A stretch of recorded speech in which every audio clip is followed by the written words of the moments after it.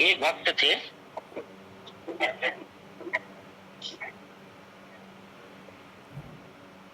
लोगों के देखने में वो कभी भजन नहीं करते थे, न कोई जगत का काम करते थे। लोगों को लगता था दिन भर बैठा रहता है, मांग के खा लेता है और सो जाता है। एक दिन एक व्यक्ति उनके पास आया और आके कहने लगा, देखने में बड़े हट्टे कट्टे लगते हो, उम्र भी ज्यादा नहीं है, किसी रोग से ग्रस्त हो ऐसा भी नहीं लगता, ना तो तुम भजन करते हो और ना कोई काम करते हो, ऐसा क्यों करते हो? पहले तो खूब जोर जोर से हंस रही, हंस कर बोली, भैया रे, कोई काम हो तब तो करूं, मेरे लिए तो उसने कोई काम ही नहीं रख रखा। तो अच्छा, तेरे लिए कोई काम नहीं रख रखा? अच्छा तो तू ही बता दे मैं क्या काम करूं। बोला कुछ नहीं हो तो एक छोटी सी चाय की दुकान ही खोल ले, उससे तेरी गुजर बसर हो जाएगी, रोज भीख मांगता है खाता है। बात तो तूने ठीक कह दी भैया, चाय की दुकान तो खोल लूंगा, पर चाय पीना तो निषेध है, अब मैं वही वस्तु सबको पिलाऊं? ना बाबा ना, मुझसे ये नहीं होगा। बड़ा उनका शुभ चिंतक था, मुलाकात पहली थी, लेकिन अच्छा मैं तेरे लिए और कोई काम सोचता हूँ। बोले तू हट्ठा कट्ठा लगता है, दूध से खोआ तो बना ही लेगा, मेरे एक मित्र की दुकान है, तुझे वहां रखवा देता हूँ।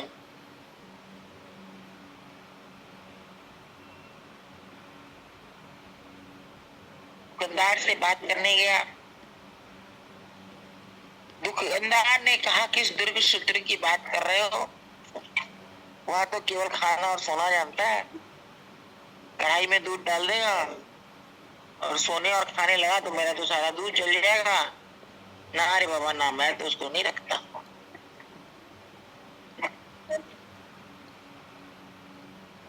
उस व्यक्ति ने सोचा कि ये तो रोज अपने हाथ से ही खोआ निकालता है, आदमी को पैसा देना पड़ेगा, इस लालच में कह रहा है कि नहीं रखूंगा। मेरा एक और मित्र है, उससे बात कर लेता हूँ, वो रख लेगा।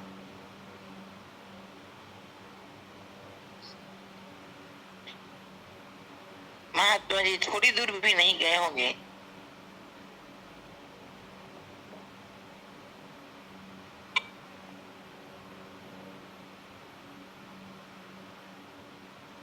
उसने कहा भैया रे, मेरा एक मित्र है, तुम उसको अपने दुकान में खोआ बनाने के लिए रख लो, हट्टा कट्टा है, अच्छे से खोआ बना देगा। बुला के लिया, जब वो व्यक्ति को बुला के लाया, दुकानदार अपनी दुकान से नीचे उतरकर उनके चरणों में प्रणाम करने लगा। अरे भैया, मैं तो इसको तेरे यहाँ खोआ बनाने के लिए रखने के लिए आया था, इसको 4 पैसे की कमाई होगी तो खाएगा, ऐसे रोज भीख मांगता फिरता है।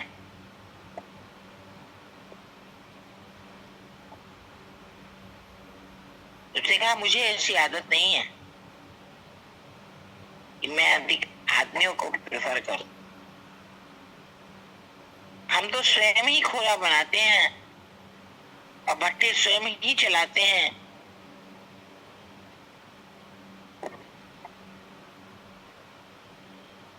निराश होकर वो आदमी आगे बढ़ गया, अब उसने कभी कुछ कहा नहीं। 2 दिन के बाद फिर महात्मा जी के पास आया, बोला अब मैंने तेरी बहुत अच्छी जगह व्यवस्था कर दी है, चल चलो भैया, चले गए। वहां ले गया, बोला मैं आपसे जिसकी जिक्र कर रहा था वो यही आदमी है। उसने भी बाबा को कहीं देखा हुआ था, उठा और प्रणपात करने लगा।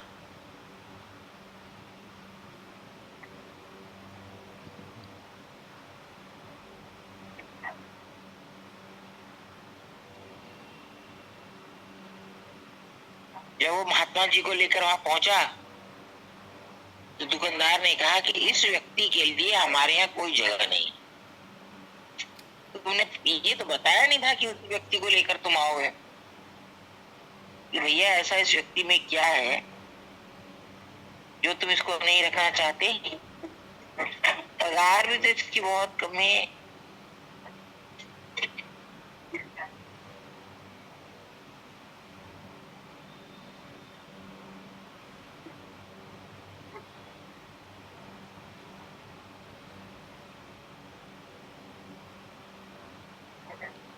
जब महात्मा जी सामने आए, उस व्यक्ति ने कहा कि भैया तुम क्या क्या काम करना जानते हो। उसने कहा कि मैं मधुकरी मांग कर खा लेता हूँ और घर में दिन भर बैठे और सोए रहता हूँ, मैं इतना ही काम करना जानता हूँ। और कुछ कर सकोगे? बोले मेरे पास अवकाश कहाँ है जो मैं कोई काम करूं। जो आदमी उनको लेकर आया था वो बहुत जोर बिगड़ गया। उसने कहा अवकाश नहीं है तो तू करता क्या है दिन भर। मुस्कुराया, मुस्कुराकर हंसा, हंसकर कहता है अपने रब की दुआ करता हूं।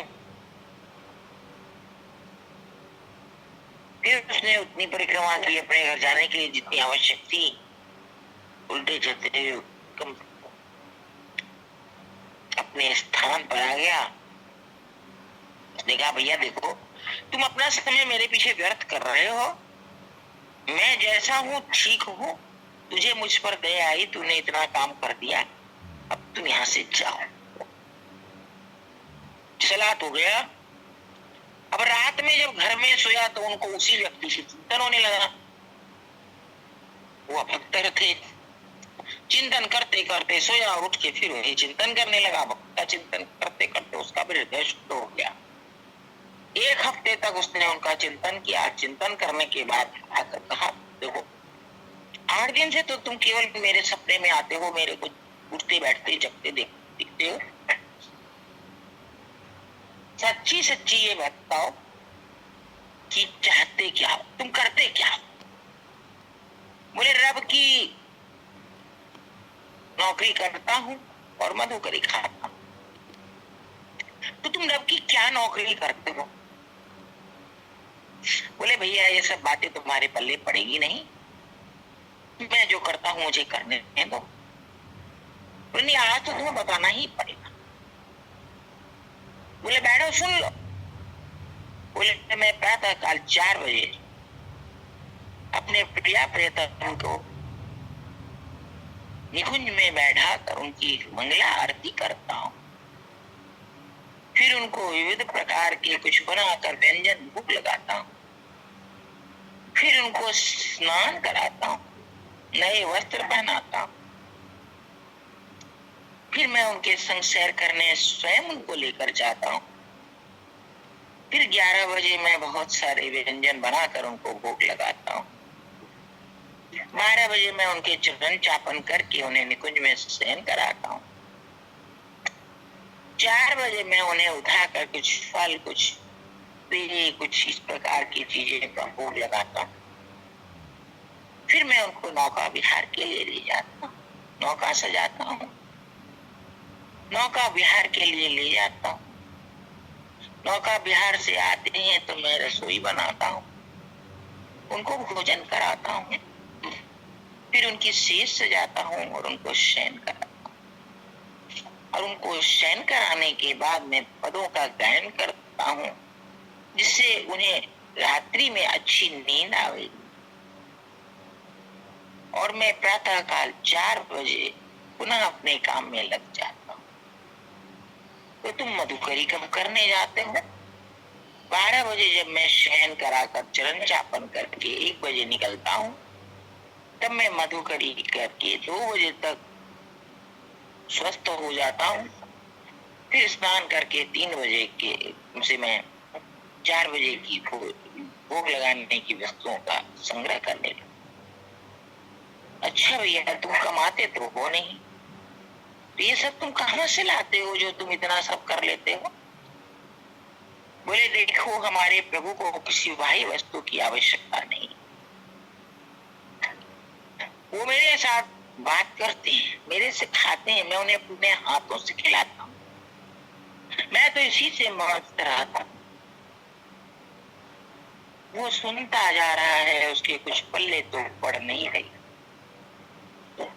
उसने कहा भैया, क्या तुम अपने संग मुझे भी ले चलोगे? भक्त बहुत जोर से हंसा, हंस कर कहा, वहां कोई दूसरा नहीं जा सकता, ये साधना स्वयं करने की। और तुम मेरे बहुत समय को बर्बाद कर रहे हो, अब तुम यहाँ से चलो। वो वहां से आ गया। अब उसके चिंतन में तो अष्टयाम सेवा रहने लग गई। अब उसका किसी काम में मन न लगे। घर वालों ने कहा तुम्हें हो क्या गया? घर वालों से उससे कहा, अरे मुझे तो अष्टयाम सेवा करनी है जो वो व्यक्ति करता है। किस पागल के पीछे पड़े हो? अथवा कोई काम धाम करता है, मधुगरी मांग लेता है, खा लेता है, ब्रज में तो ऐसे ही सबका गुजारा चल जाता है। उसके पीछे क्या तुम अपने जीवन को बर्बाद कर रहे हो? बोले अब मेरे मन में आ रही है कि मैं उसका शिष्य बन जाऊं। घर वालों ने कहा, जिसको खुद के खाने की कोई भी व्यवस्था नहीं, तुम उसके शिष्य बनोगे तो तुम्हें क्या खिलाएगा? अरे वो बहुत प्रकार की वस्तुएं बनाकर प्रिया प्रियतम को खिलाता है, जो शेष बचेगी वो मुझे भी दे देगा। घर वाले हंसे, बोले बुद्धि है कि नहीं? अगर कुछ शेष बचता तो वो स्वयं क्यों नहीं खा लेता, मधुकरी मांगने क्यों जाता? अब उसका दिमाग ठंडा, क्या करो? मेरे चित्त से तो वो उतरते ही नहीं। भक्त का चिंतन करते करते करते उसका चित्त शुद्ध हो गया। रात्रि में जब वो सोया तो नींद में प्रिया प्रियतम ने उसको स्वप्न में दर्शन दिया। और दर्शन देने के बाद वो बोले, प्रिया प्रियतम देखो, मेरा जो चिंतन करता है अगर उसको मैं 10 वर्ष में मिलता हूं,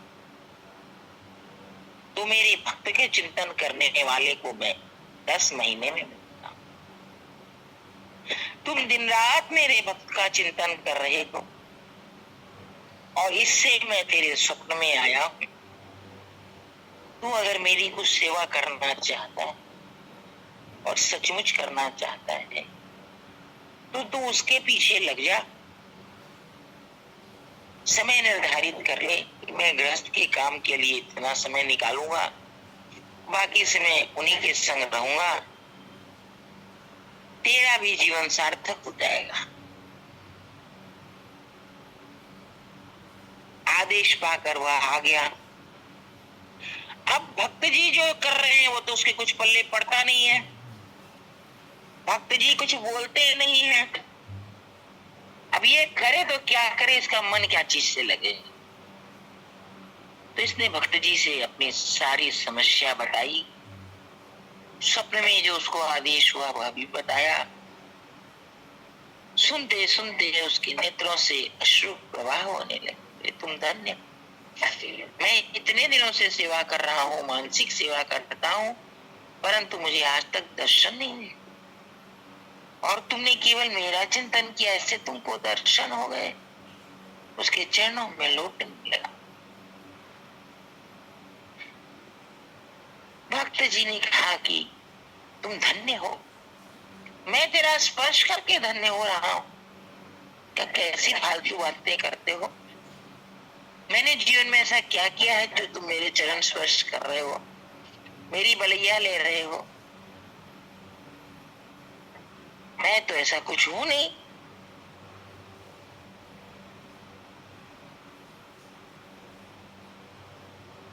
भक्त जी ने जो उनकी बातें सुनी,